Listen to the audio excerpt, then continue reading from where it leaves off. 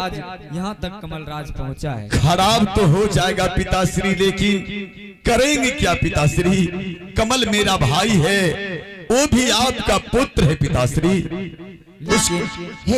उसको भी पढ़ाई लिखाई में कुछ पैसों का जरूरत पड़ता है। अपने दोस्त महिम में पढ़ाई लिखाई में मेन चीज पैसों का जरूरत है पिताश्री। आप कमल को बार बार 2000, 5000, 10,000 देते आए हैं, इसीलिए तो कमल पढ़ाई कर रहा है।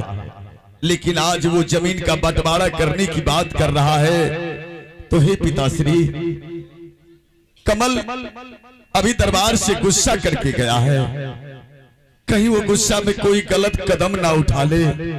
मुझे ऐसा धड़कन हो रहा है पिताश्री। हाँ पिताश्री, ये मुझे डर हो रहा है कहीं कमल गलत रास्ते पर ना उतर आए। छोड़िए पिताश्री, चलिए इन सब बातों को छोड़िए, चलिए आपको पहले भोजन करने का समय हो गया है। ठीक है पुत्र। हाँ रुचि, आहो चलो बाजे, चला हो पिताजी,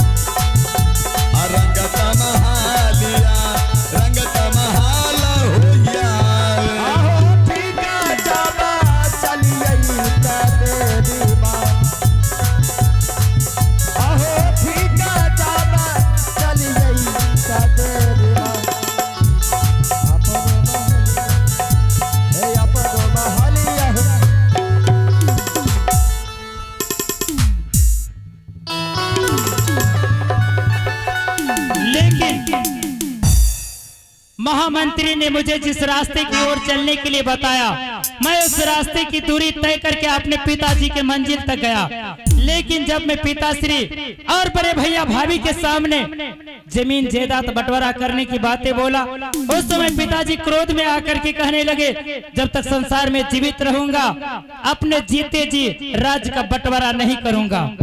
इसलिए मैं भी उत्तेजित होकर के दरबार से खाली हाथ वापस लौट गया हूँ।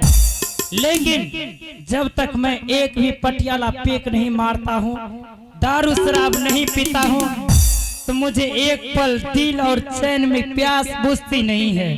इसलिए ऐसा लगता है दारू शराब के बिना जिंदगी मेरी अधूरी रह जाएगी। अभी तक सुबह से शाम ढलने चली है, एक पेक भी दारू का इंतजाम नहीं हुआ है।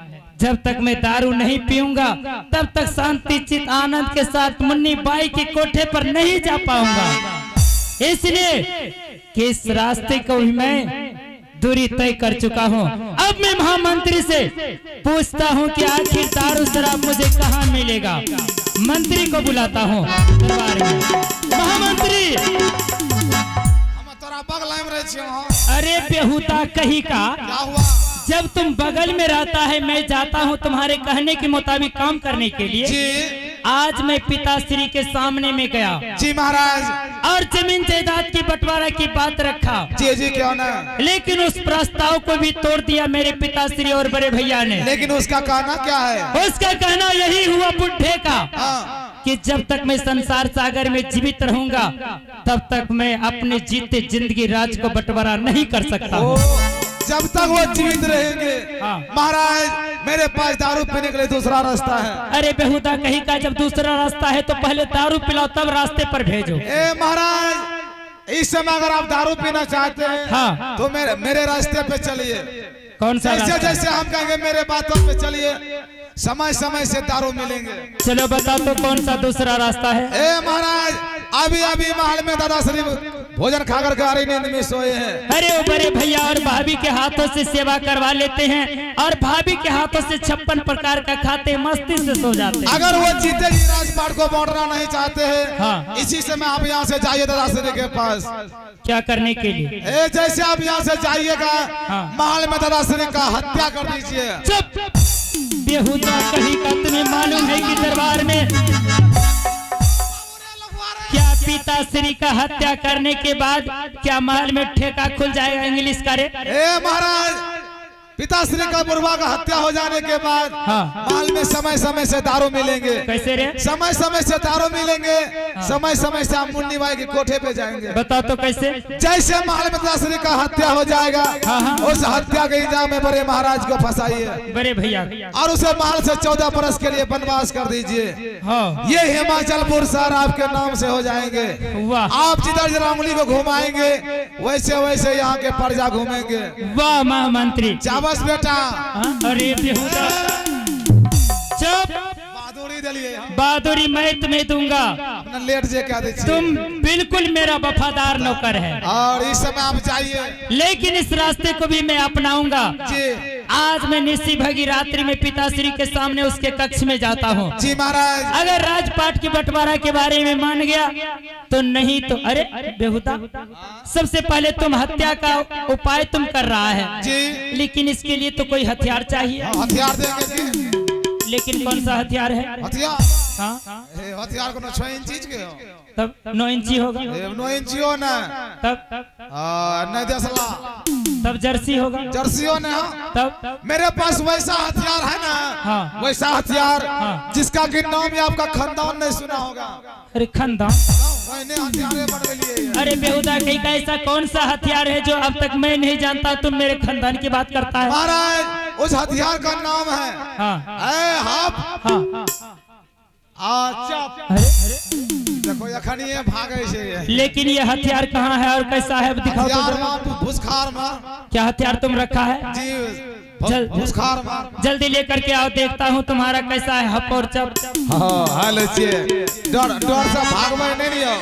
अरे डर से पिताश्री का हत्या होगा और मैं क्यों डरूं? वो भागवो नहीं ना। क्यों भागूंगा? रे मुर्गा जगना फुर फुर फुर फुर। चुप! जा हथियार ले। अभी हम यार जागू यो मास्टर साहब। ओ नदी प्रबला जागू जागू। आया हो भागल मा हो चलिए हो भैया आओ राजो देना हो चलिए हो भैया आओ या मालिया।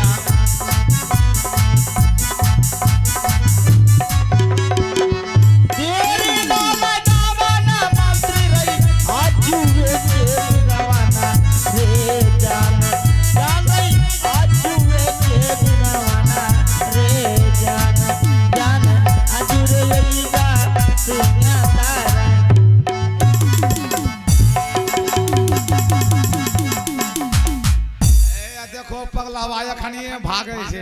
अरे ये नहीं पूर्वांग मारवो हो।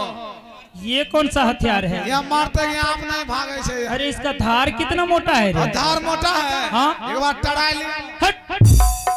अरे इसको समेट करके रखो उधर। पीछे बीच।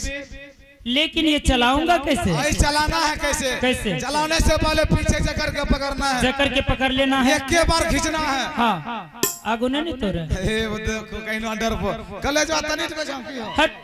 आए खींचना है पीछे। पीछे। एक के बार ये खनिए बताओ नेंगड़ी हाँ तो चलाने का ये तरीका है। इसी पर जरा हथियार लाओ तो जरा मैं भी सीख करके बताऊं। देखिए गड़बड़ ये नहीं है। इसका धार तो बहुत तगड़ा है। धार पीठ धार लेकिन ऐसे जकर के पकड़ लेना। धार भथाए लेते इसको धीरे धीरे पीछे कर लेना है। करना है। उसके बाद पिताश्री के पास डायरेक्ट आगे कर दे। बाबू ये पगला हमरे नंबर लगे थे।